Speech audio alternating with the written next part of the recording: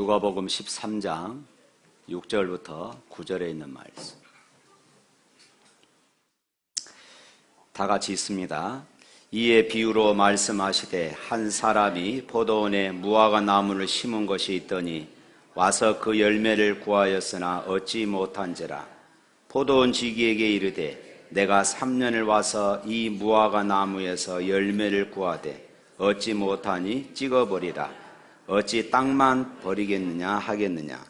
대답하여 이르되 주인이여 금년에도 그대로 두소서. 내가 두루 파고 거름을 줄이니 이후에 만일 열매가 열면 좋거니와 그렇지 않으면 찍어버리소서 하였다 하시니라.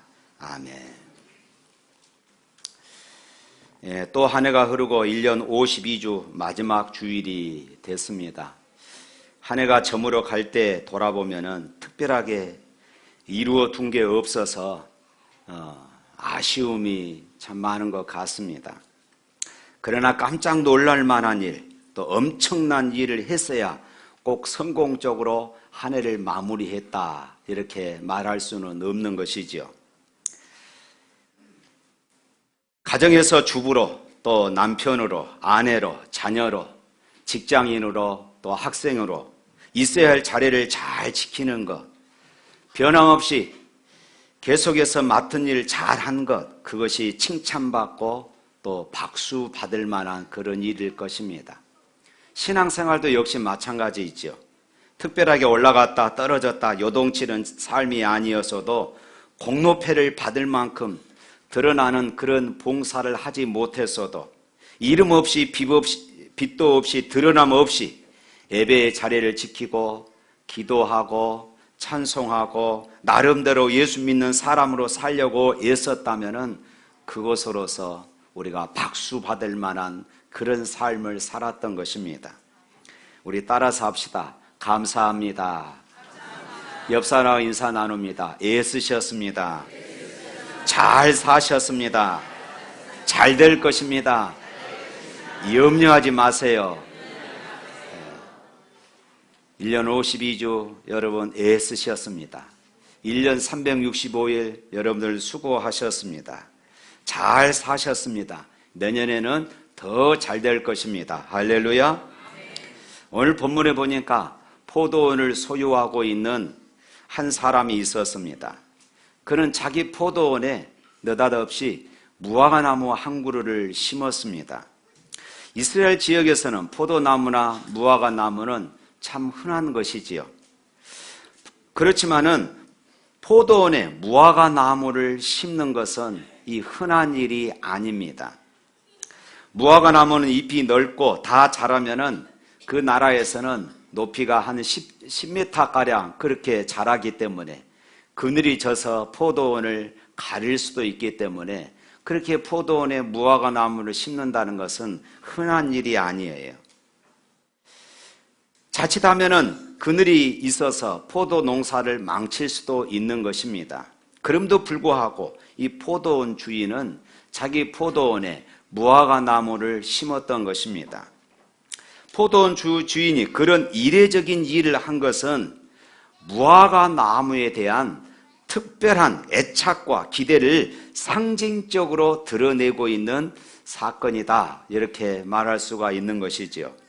그런데 여러 해가 지났건만은 그 무화과나무는 열매를 맺지 못했다 이렇게 성경은 증언합니다. 주인이 3년 동안 해마다 그 무화과나무에서 열매를 얻을까 하고 이 포도원을 찾았지만은 열매를 얻을 수가 없었어요. 무화과나무는 심은 지 한 2, 3년이 지나야 열매를 맺는 것을 고려하면은 이제 이 나무는 5년 때로는 6년 동안 이 포도원에서 자라고 있었던 것이지요. 그런데도 열매를 맺지 못하자 마침내 주인은 이 포도원에서 땅만 차지하고 땅만 허비한다고 해서 이 나무를 찍어버리라고 그렇게 명령을 내리죠. 그러나 이 포도원 지기는 주인에게 한 해만 더 시간을 달라고 그렇게 간청을 하게 되어집니다. 자, 이 비유의 말씀은 대부분 열매를 맺지 못하는 이 무화과나무에 초점이 맞추어져 있습니다. 그래서 우리들이 목사가 교회에서 설교할 때 한 해 동안 돌아보면서 우리가 열매 맺지 못한 그런 신앙들을 회개하며 하나님 앞에 다 믿음으로 살 것을 그렇게 촉구하는 것이 대부분입니다. 그렇지만 오늘 저는 그곳에 초점을 맞추기보다는 바로 이 무화과 나무의 열매 없는 무화과 나무가 아니라 이 포도원 지기, 이 포도원 지기에게 오늘 그 설교의 초점을 맞추어 보려고 그럽니다. 그러니까 무화과 나무의 문제보다는 이 포도원 지기의 이 마음, 심정이 어떠한가 하는 것을 살펴보기를 원합니다. 사실 포도원의 주인도 냉정한 사람이 아닙니다. 열매를 기다렸던 3년이란 세월은 무화과 나무에게는 충분한 기회와 그리고 시간이, 그리고 거기에 땀과 수고가 있었고 거기에는 주인의 너그러움이 있음을 반증하고 있는 사건이기 때문입니다. 그렇지만 아무튼 주인은 마침내 결정을 내리고 포도원 주인에게 찍어버리라 명령을 내립니다. 그 명령 역시 지극히 상식적이고 지극히 합리적인 것입니다. 누군들 그런 나무를 마냥 두고 볼 수는 없지 않겠습니까? 이에 대해 포도원 지기는 주인에게 다음과 같이 말합니다. 주인님, 올해만 그냥 두십시오. 그동안에 내가 그 둘레를 파고 거름을 주겠습니다. 그렇게 하면은 다음 철에는 열매를 맺을지도 모릅니다. 그때 가서 열매를 맺지 못하면은 찍어 버리십시오. 이렇게 말합니다. 그가 주인에게 이렇게 말할 때에 여기에는 이 무화과 나무를 사랑하고 소중히 여기며 어떻게 해서라도 이 무화과 나무에게 기회를 주고 싶어 하는 포도원 지기의 마음을 엿볼 수 있는 것입니다. 만일에 이 무화과 나무가 이런 말을, 이 포도원 지기의 이런 말을 들었을 때에 얼마나 그 마음에 감동이 있었겠습니까? 야, 아직도 나를 포기하지 않는 사람이 있구나. 나를 소중히 여기는 사람이 있구나. 내가 열매를 맺지 못하고 땅만 차지하고 있지만은 여전히 나를 믿어주는 사람이 있구나. 나에게 새로운 기회를 주고 싶어 하는 사람이 있구나. 아마 이런 생각도 했을 법합니다. 사랑하는 성도 여러분, 이렇게 하시는 분이 우리 곁에 항상 계시다는 것을 마음에 기억하시기를 바랍니다. 사실 오늘 본문에 이 무화과 나무 지기는 그분은 다름 아닌 우리가 믿는 예수 그리스도를 상징하고 있습니다. 할렐루야. 그동안에 내가 그 둘레를 파고 걸음을 주겠습니다. 이 무화과 나무를 살려보려는 포도원 지기의 마음은 참 절박하고 다급합니다.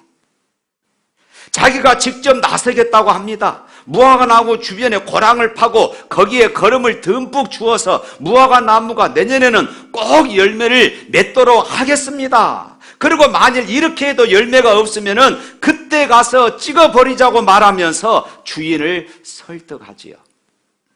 여기에 무화과 나무를 향한 포도원 지기의 특별한 사랑과 배려가 지금 잘 담겨져 있는 모습입니다. 여기에서 둘레를 판다는 것은 그것은 일종의 사전 정지 작업이다, 이렇게 말할 수 있습니다. 아무리 양질의 거름을 주어도 그것이 땅속으로 스며들지 않으면은 별로 효과가 없기 때문입니다. 그래서 거름이 잘 스며들도록 주변을 잘 파서 그곳에 거름을 주겠다는 것입니다. 다시 말하면은 우리 마음을 갈아엎는 일이라고도 할 수 있습니다. 그동안 우리가 열매를 맺지 못한 이유는 딱딱해진 마음들, 굳어진 마음들, 위축되고 작아진 마음들, 늘 불평하고 그리고 부정적인 생각으로 가득 찬 마음들, 그런 마음들을 일단 손을 보시겠다는 그런 의도인 것입니다.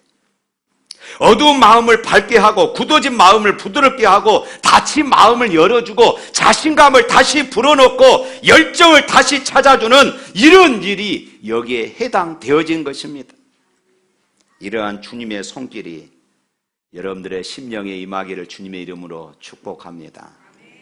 주님은 또한 거름을 주겠다고 하셨습니다. 거름 하면은 어떤 것이 생각납니까? 요즘에는 거름 그러면은 참 다양하겠지만은 예수님 당시에는 아주 단순하고 그리고 온초적인 것이었습니다. 사람이나 짐승들의 배설물로 거름을 다 했잖아요. 그 광경을 상상해 보면 어떤 감동이 있습니다. 무화과 나무를 살려보고 무화과 나무에서 열매를 걷어보려고 그에게 열매 맺는 기쁨과 보람을 주기 위해서 손에 더러운 것을 묻혀가며 또 더러운 냄새를 맡아가며 애쓰는 주님의 모습, 그것을 생각해 보면 참 감동이 아닐 수가 없습니다. 우리를 위해서라면 주님은 무슨 일이든지 마다하지 않으시고 다 하시는구나 하는 이런 생각을 해볼 수 있어요. 그 자체만으로도 우리들에게는 힘과 용기가 되는 것입니다. 널 위해서라면 난 어떤 일도 할 수 있어. 우리 젊은이들 많이 하는 이야기 아닙니까? 연애할 때 자주 사용하는 멘트. 너를 위해서라면 하늘에 별도 따다 줄 거야. 그런데 주님이 우리에게 그렇게 말씀하고 계세요. 너를 위해서라면 나는 어떤 일도 할 수 있어. 주님은 걸음을 주면서 지금 이렇게 말씀하고 계셔요. 사실 지난 1년 동안 우리가 깨닫든지 깨닫지 못하든지 주님은 우리 가운데 끊임없이 이런 은혜와 사랑을 베풀어 주셨습니다.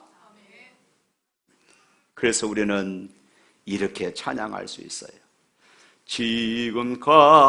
지금까지 지내온 것 주의 크신 은혜라. 한이 없는 주의 사랑 어찌 이루 말하랴. 다 같이 자나깨나 주의 손이 항상 살펴주시고 모든 일을 주 안에서 형통하게 하시네.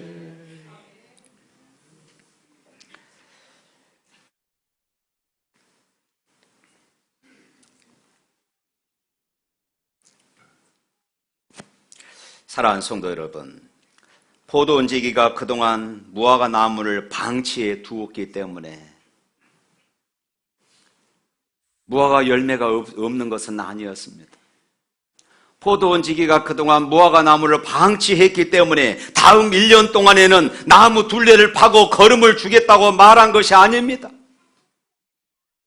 포도원지기는 누구보다도 간절하게 그 나무에 열매가 맺혀지기를 바라는 마음으로 매년 동안 최선을 다했습니다. 마치 부모의 마음이 어려움을 당하는 자녀에게 더 가듯이 어쩌면은 포도나무를 돌아보는 것보다도 훨씬 더 신경을 써서 무화과 나무를 돌봤을 것입니다. 그럼에도 불구하고 해마다 아무런 열매를 맺지 않았을 때에 사실 가장 안타깝고 속상했던 것은 포도원 주인이 아니라 이 포도원지기였을 것입니다. 무화과 나무가 열매를 맺지 못한 것은 결코 그러니까 포도원지기의 잘못이 아니었습니다. 그런데 그것은 이 포도원지기는 그것이 마치 자기 탓인 양 한 해만 더 둘레를 파고 거름을 주겠다고 그렇게 말하고 있는 것이에요. 마치 자식이 잘못했을 때에 부모가 다 내 탓이라고 말하는 것처럼. 그리고 그는 자기가 더 공을 들이면은 다음해에는 반드시 열매를 맺을 것이라고 그렇게 말하고 있는 것입니다. 사랑하는 성도 여러분, 정말 그럴 가능성이 있다고 믿기 때문에 한 말일까요? 그렇지 않을 것입니다. 3년이나 기다렸으면 기적이 일어나지 않는 한 4년 차에도 열매를 맺지 못합니다. 그럴 경우에 그 다음에 무슨 일이 벌어지겠습니까? 포도원 주인은 또 명령할 것입니다. 무화과 나무를 찍어버리라. 그렇지만 여기에서 포도원 지기는 또다시 하나만 더 시간을 주십시오. 그 다음에도 또 말할 것입니다. 하나만 더 시간을 주십시오. 하나만 더 기회를 주십시오. 간청할 것입니다. 절대로 무화과 나무를 포기하지 않고 버리지도 못하는 그것이 바로 이 포도원 지기의 사랑인 것입니다. 이것이 우리를 향한 주님의 한없는 사랑임을 믿으시기를 축원합니다. 이 포도원 지기의 변호와 비슷한 내용이 성경에 기록되어 있습니다. 출애굽기 32장인데 거기에 등장하는 포도원 지기의 실명이 나옵니다. 바로 모세이지요. 모세는 십계명을 받기 위해 시내산에 올라갔습니다. 그는 거기서 40일을 금식하고 있었어요. 그때 이스라엘 백성들은 모세가 한 2, 3일이면 내려오겠지라고 생각을 했습니다. 그러나 일주일 지나도 2주일이 지나도 내려오지 않는 것입니다. 모세는 한 달이 넘도록 내려오지 않았습니다. 그러자 이스라엘 백성들은 아론을 충동질하여서 우상을 만들자고 제안을 했습니다. 그리고 하나같이 금부치지들을 가져왔습니다. 그리고 그 금을 녹여서 송아지 우상을 만들었습니다. 그들이 애굽에서 섬기던 신들 중에 대표적인 신이 바로 이 송아지 우상이었거든요. 송아지 우상이 다 만들어지자 백성들은 소리를 높여서 이렇게 선포했습니다. 자, 이제부터 이 금송아지가 우리를 애굽 땅에서 우리를 인도하여 낸 우리의 신이다. 그리고 그 다음 날을 명절로 정하고 먹고 마시고 즐거워했습니다. 이스라엘 백성들의 이런 행위를 보고 하나님께서 진노하시지요. 도저히 있을 수 없는 행동이었기 때문에 그렇습니다. 충격을 받으신 하나님은 모세에게 이 이스라엘 백성들을 진멸하실 것을 말씀을 하십니다. 본문의 무화과 나무처럼 베어버리겠다고 선언하신 것입니다. 그러자 모세는 하나님께 메어 달렸습니다. 간절한 마음으로 백성들을 위해서 하나님 앞에 간구합니다. 그것이 출애굽기 32장 30절부터 32절 말씀입니다. 우리 한번 읽어볼까요? 이튿날 모세가 백성에 이르되 너희가 큰 죄를 범하였도다. 내가 이제 여호와께로 올라가노니 혹 너희를 위하여 속죄가 될까 하노라 하고 모세가 여호와께로 다시 나아가 여짜오되 슬프도소이다. 이 백성이 자기들을 위하여 금신을 만들어 싸우니 큰 죄를 범하였나이다. 그러나 이제 그들의 죄를 사하시옵소서. 그렇지 아니하시오면 원하건대 주께서 기록하신 책에서 내 이름을 지워버려 주옵소서. 모세의 기도는 아마 구약에서 행한 기도 가운데 가장 아름다운 기도일 것입니다. 모세는 먼저 금송아지를 만들고 거기에 경배한 백성들의 죄를 인정했습니다. 그런데 그 죄의 책임을 자기에게 돌리고 있습니다. 그리고 32절이 이렇게 말합니다. 이제 그들의 죄를 사하시옵소서. 그렇지 아니하시오면 원하건대 주께서 기록하신 책에서 내 이름을 지워버려 주옵소서. 백성들의 죄를 한 번만 용서해 달라는 것입니다. 그러나 그 죄를 물으신다면 자기에게 그 죄를 물어달라는 것이에요. 하나님은 모세의 기도를 들어주셨어요. 모세의 기도가 하나님의 노여움을 풀었습니다. 범죄한 이스라엘 백성들을 살렸습니다. 모세가 하나님께 간청해서 이스라엘 백성들을 살려낸 것처럼 오늘 본문에 이 포도원 지기도 주인에게 간청해서 이 무화과 나무를, 열매가 없는 무화과 나무를 살려낸 것입니다. 최선을 다해서 이스라엘 백성들을 지켜주려는 모세의 사랑이 얼마나 가슴 뭉클합니까? 열매를 맺지 못하는 무화과 나무를 지켜주려는 포도원 지기의 사랑은 또 얼마나 아름답습니까? 다음 날이면은 자신을 버리고 뿔뿔이 흩어질 제자들 한 사람 한 사람의 발을 씻어주시면서 주님은 요한복음 13장에서 이렇게 말씀합니다. 요한복음 13장 1절 말씀 또 한번 읽어봅니다. 유월절 전에 예수께서 자기가 이 세상을 떠나서 아버지께로 가야 할 때가 된 것을 아시고 세상에 있는 자기의 사람들을 사랑하시되 끝까지 사랑하셨도다. 사랑하는 성도 여러분, 예수님께 누가 세상에 있는 자기의 사람들일까요? 바로 예수를 믿는 저와 여러분들이 아니겠습니까? 그렇다면 예수님께서는 무엇 때문에 우리를 사랑하시되 끝까지 사랑하신다고 말씀하고 계십니까? 도대체 우리가 얼마나 사랑스럽길래 그토록 우리를 사랑한다고 말씀하실까요? 도대체 우리가 주님을 위해서 무슨 큰 일을 했기에 그토록 주님은 우리를 사랑하신다고 말씀하실까요? 한마디로 저와 여러분이 사랑받을 자격이 충분하기에 주께서 우리를 사랑하시되 끝까지 사랑하실까요? 그렇지 않잖아요. 자신의 몸과 마음을 주실 여유조차도 없는 인생의 가장 큰 고비길에서 세상에 있는 자기의 사람들을 사랑하시되 끝까지 사랑하시는 그 예수 그리스도의 사랑은 도대체 무엇일까요? 사랑하는 성도 여러분, 우리 사람은 누구나 다 죄인입니다. 아무리 위대하고 아무리 사랑스러워도 결국엔 죄인에 불과합니다. 그것이 우리 인생입니다.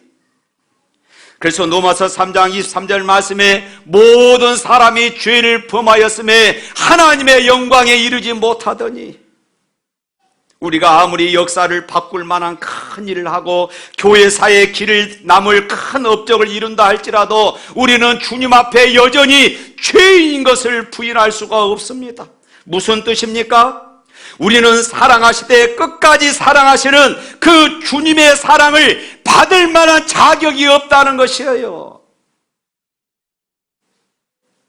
그럼에도 불구하고 우리를 사랑하시는 그분의 사랑은 전적으로 값없는 은총이라는 것입니다. 우리는 철저하게 주님의 사랑에 빚진 자들이다, 이 말씀입니다. 사랑하는 성도 여러분, 부모의 사랑을 먹고 자라지 않는 자녀, 부모의 사랑이 필요치 않는 그런 자녀가 어디 있겠습니까? 부모가 아무리 부족해도 자녀에게 부모의 사랑은 행복을 위한 절대적인 조건이 되어질 것입니다. 부족하고 무능한 부모의 사랑도 자녀들에게 그렇게 절대적인데, 우리를 창조하시고 우리의 모든 필요에 응답해 주실 수 있는 주님의 사랑은 우리에게 얼마나 절실한 것입니까? 그 절실한 사랑을 우리가 구하기 전에 주님께서는 십자가를 통하여 먼저 우리에게 베풀어 주셨던 것입니다. 사랑하는 성도 여러분, 다른 거 다 잊어도 하나님은 사랑이시다, 이것만큼은 잊지 마십시오. 다른 것은 다 믿지 못해도 하나님은 나를 사랑하신다 하는 것은 잊지 마십시오. 다른 말씀은 다 예면해도 주님이 말씀하십니다. 내 사랑 안에 머물라. 이 초대를 거절하지 마십시오. 왜냐하면 우리를 향하신 주님의 사랑을 믿고 그 사랑 안에 머물러 있어야 참된 행복을 맛볼 수 있기 때문에 그렇습니다. 왜 남편이, 왜 내 아내가, 왜 내 부모가, 왜 내 자녀들이 제일 좋은 사람입니까? 그가 이 세상에서 가장 훌륭한 사람이어서 그렇습니까? 그렇지 않잖아요. 세상에서 나를 가장 사랑해 주는 사람이기 때문에 그렇습니다. 왜 우리 집이 세상에서 제일 좋은 곳일까요? 다른 집보다 허스름해도 그곳에는 나를 사랑하는 가족이 있기 때문인 것입니다. 왜 우리 교회가 세상에서 제일 좋은 교회일까요? 비록 다른 교회들보다 화려하지 못해도 그곳에는 나를 위해서 진심으로 기도해주는, 그리고 나를 위해서 마음 써주는 믿음의 벗들이 있기 때문에 그렇습니다. 세상에서 제일 좋은 곳은 바로 내가 사랑받는 곳, 나를 사랑해 주는 사람들과 함께 살아가는 그곳인 줄로 믿습니다. 사랑하는 성도 여러분, 주님의 사랑 안에 머무르시기를 축원합니다. 누가 주님만큼 저와 여러분을 조건 없이 그리고 한없이 사랑해 주시겠습니까? 물론 이 세상에는 우리의 인생의 도를 깨우쳐주고 삶의 진정한 의미를 밝혀주는 스승을 만날 수도 있습니다. 때로는 우리가 힘들거나 애로울 때에 도움을 주는 친구를 만날 수도 있습니다. 그러나 주님만큼 우리를 사랑해 주시는 분은 이 세상에서 찾을 수가 없어요. 십자가의 사랑만큼 크고 놀라운 사랑은 이 세상에 없습니다. 일평생 그 크고 진실하신 주님의 사랑 안에 머물러 살아가는 주의 자녀들이 되시기를 축원합니다.